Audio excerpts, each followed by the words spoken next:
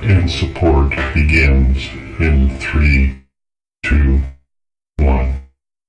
Hey everybody, welcome back to another episode of Nurture and Support. This is episode 145, and I am Mel at Karmic9 on Twitter. Hi everybody, I'm Kelly at KELLYTHUL on Twitter. And we're back for another week of recommendations where we try to get you to go look at something that we think is really cool. And we would really love it if we heard back from how y'all liked any of our recommendations because, you know, we're nurturing and supportive people and we're trying to do better. and so, mild spoiler, to Mel's point here, at the end of the show, I am going to be able to reveal the gigantic good that Nurture and Support has done. And in fact, at least one person is listening and taking action based on the Nurture and Support information stream. So we have that to look forward to. Okay. I do look forward to that. I would like to hear who's benefiting from our little podcast of how many years? 4? 3? I forget. So my recommendation this week is a book, and I actually just finished this book. I am really excited about it. It's by a new author to me. She's been around for a while and written several trilogies, but this is her most recent one, and it will be a duology, but it's called Warcross, and the author is Marie Lu. And just for anybody who goes, that name might be familiar, she has a Batman book coming out in January, which sounds pretty good. You might like it, Kelly, since you like Gotham. It's a young adult genre book about Bruce Wayne as a young adult. So you might like it. We'll see. I look forward to it, and I do like Gotham quite a bit. It's awesome. Yes.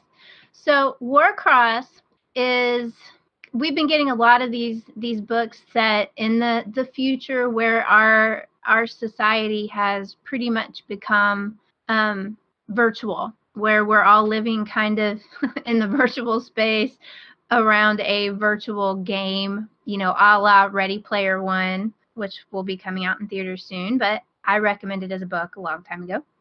This is similar in that the virtual game in this book is called Warcross, and it's a Neuralink game. So basically, instead of having to have a keyboard and everything, this genius kid developed these glasses that formed a Neuralink between the wearer and the internet, where he created this Warcross game as a space for you to be putting your virtual self in there and playing kind of team-based war games.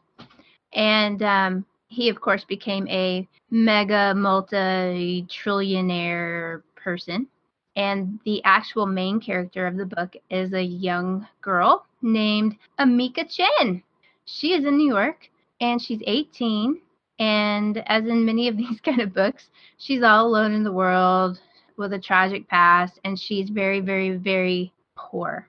And what she does to get money is she's a bounty hunter. So what happens, people illegally bet on these Warcross games, and they end up owing people a bunch of money. And the overflow that the police can't handle, they contract out to bounty hunters.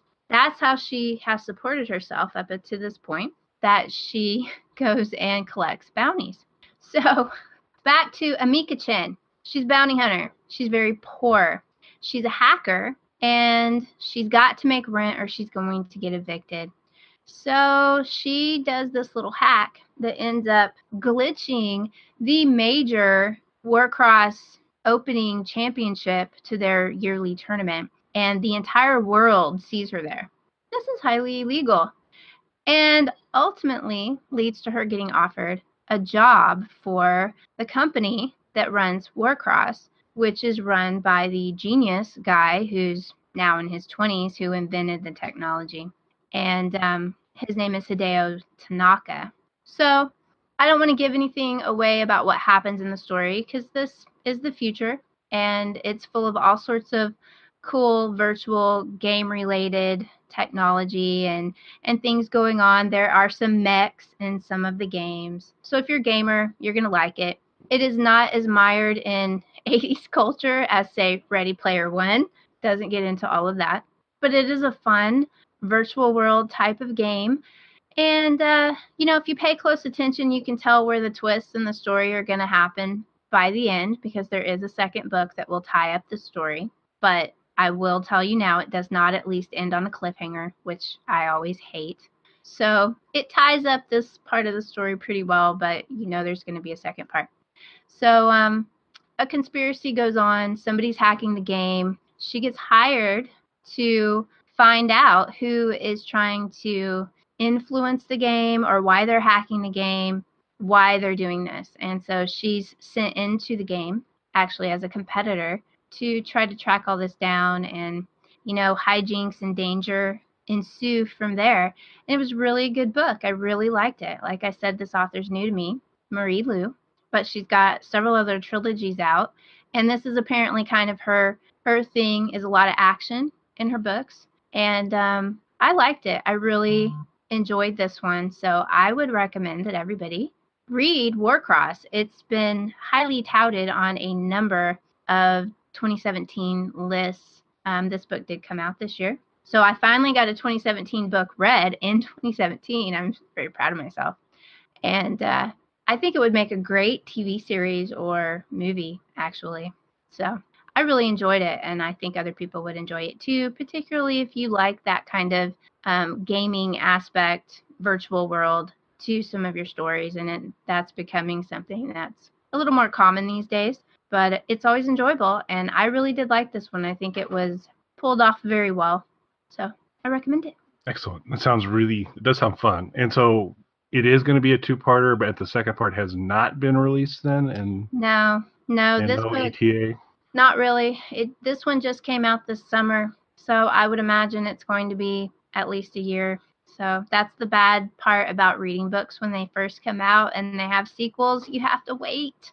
Yeah. But hopefully she will not. She's put out several trilogies so far, so I have faith that she will get this one out in a timely fashion and have it not take 10 years like some other authors we won't name. Yeah, I was hoping she didn't have any sort of genetic relationship to another individual who might be working on a book.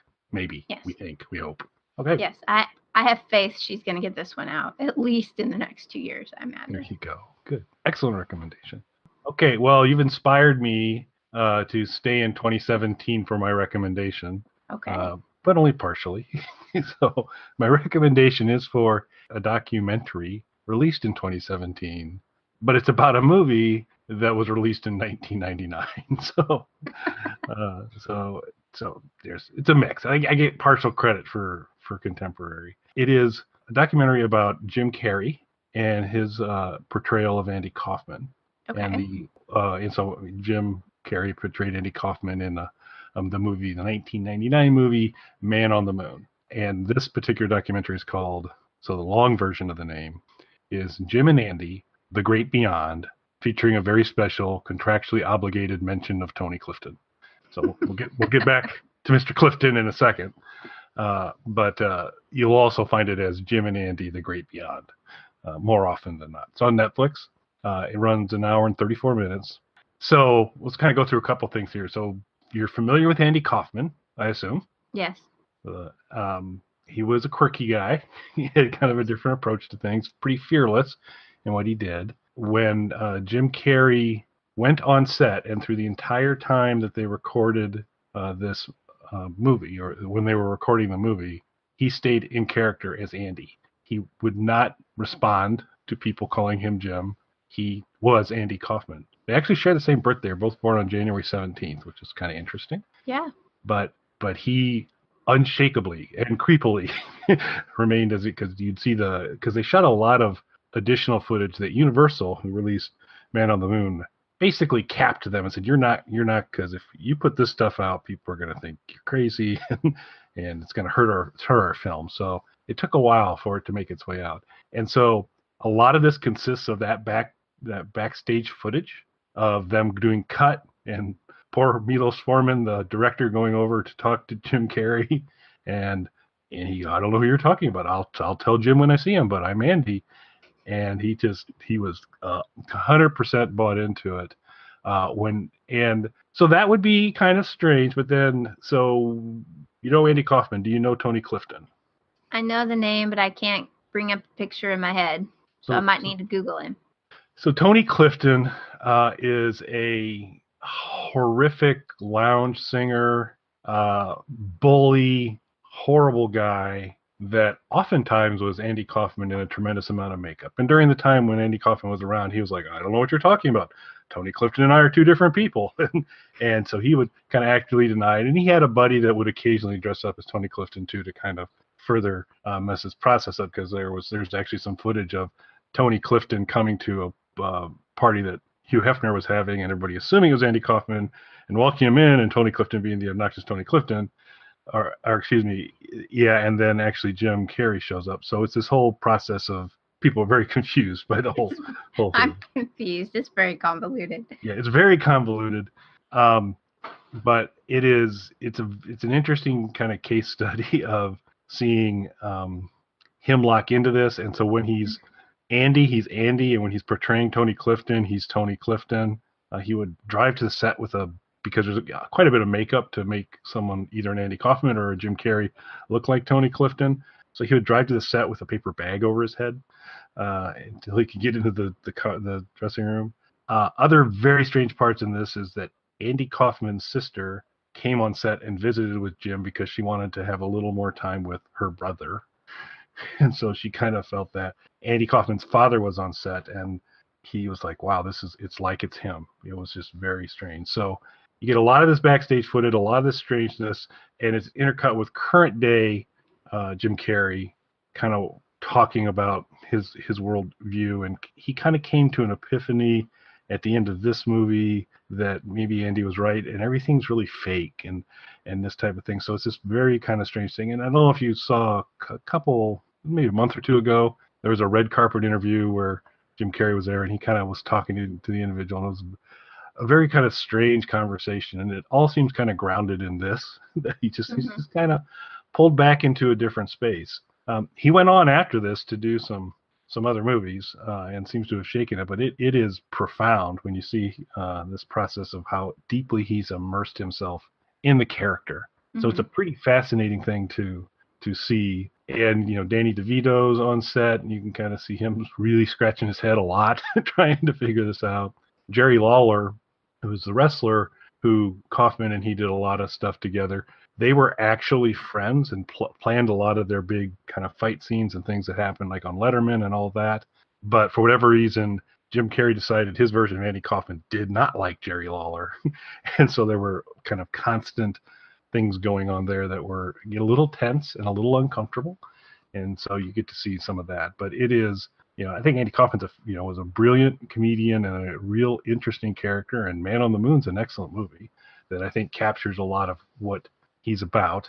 And then this, you get kind of backstage scene of Jim Carrey deciding that he is Andy Kaufman. Yeah. And it was just remarkable. So it's strange. It's unsettling. If you're kind of a fan of Andy Kaufman, it's interesting. If you're a fan of Jim Carrey, it's interesting. But I'd recommend it. It's a very, very intriguing watch. I think I remember hearing maybe a little bit about that when the movie came out, that they said he stayed in character the whole time. And it seemed weird, but I'm not a very big Jim Carrey fan. I did not see the movie. Yeah, but I grew up watching Taxi. Yeah. Yeah, which is this very sanitized little, not wrestling women, not reading The Great Gatsby to a crowd until they riot on him. Right. All the different things that Andy Kaufman did, and I've got to see if we can find this somewhere. It looks like he did it was a holiday special or something like at Radio City Music Hall, and it looks like just something that's amazing that I've got to find a way to find that as well. But until I find that, I highly recommend watching this. I think it's a really kind of fun thing, strange and different, but good. Yeah, cool. I'll have to find it. I wonder if they also have the movie on Netflix. Man on the Moon? Mm-hmm. I think they do. I think they're both there right now. It would be good for them to have them both together. Yep, I think that'd be a good combination. And I think Man on the Moon's actually a very good movie. And Jim Carrey captured Andy Kaufman really well. So yeah, cool. He was an interesting character. Very, Very different. And kind of for his audition tape to play the role, he played the bongos, which Andy Kaufman was known to do. And he had actually, through the process, Jim Carrey had purchased the actual bongos, Andy Kaufman's bongos. So his audition tape was, hey, I'm doing this. I'm doing it with actually Andy Kaufman's bongos. So interesting guy, interesting movie. Cool. But on to social media recommendations and the impact that nurture and support has to society in general. So I'm going to make a recommendation this week. And my recommendation is Barry Cleaver on Twitter, and that's at Barry, BARRY _ Cleaver, CLEAVER.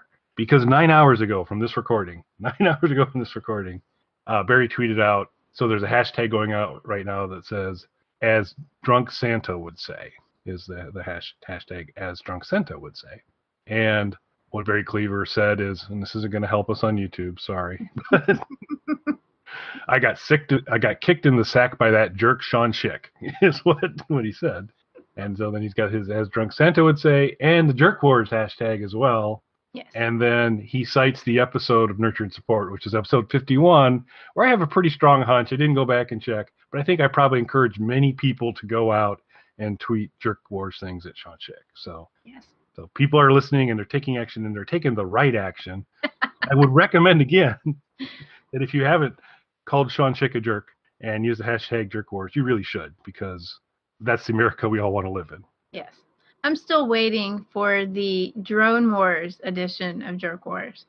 That would be, yeah, we're going to have to work things up because Sean and I live dangerously close to each other right now. So there are going to be problems at some point in time. And we both have equipment that could cause difficulty to each other. But it has not escalated to that yet. So well, we'll see. When spring rolls around, we'll see. Yeah, he could be stockpiling right now. Right. He's getting a lot of ammunition for Christmas. That could be. So he can fly that drone. So. Do you have? I do not. Drone, okay. I do not. I will second Barry Cleaver. He has been very supportive of us on Twitter for several weeks now. We appreciate it, Barry. Thank you very much. Yep, absolutely. Really do appreciate it. And just kind of speaking, as you mentioned drones, I actually cracked mine out and shot my borderline insane brother-in-law's Christmas lights. That's a very Griswold Christmas, and so we can maybe throw that in as some bonus content on the blog post cool. to go in. But it's a thing, man. It's a labor of love. So it's an interesting thing to see. But yeah, thanks to Barry for his support, furniture and support. So it's much appreciated. Yay! Thank you, Barry. And so I think Okay, go ahead. No, go. You do the nice. No. I was gonna try to spare Matt. Okay, we should do that this episode. Let's spare Matt. Why don't you hand it over? Okay. So that is going to conclude episode 145 this week. I hope all of you listened to the song on my last episode. That was I hope that's our outro from now on. That was so awesome. And you brought the music up while we were still talking. It was awesome. You did a fantastic job. I learn new things occasionally, but I will turn it over to Matt Shivers without belittling him today because I'm the nice one here. I'm the nurturing one. But thanks to Matt and Alicia who does our intro music. And we will be back in, I guess, 2 weeks for the next episode. Thanks for listening, everybody. Bye. You can contact us on our website, nurtureandsupport.net, or email us at nurtandsupp@gmail.com. That's NURTANDSUPP@gmail.com, or tweet us at nurtandsupp on Twitter. Nurturing and supporting.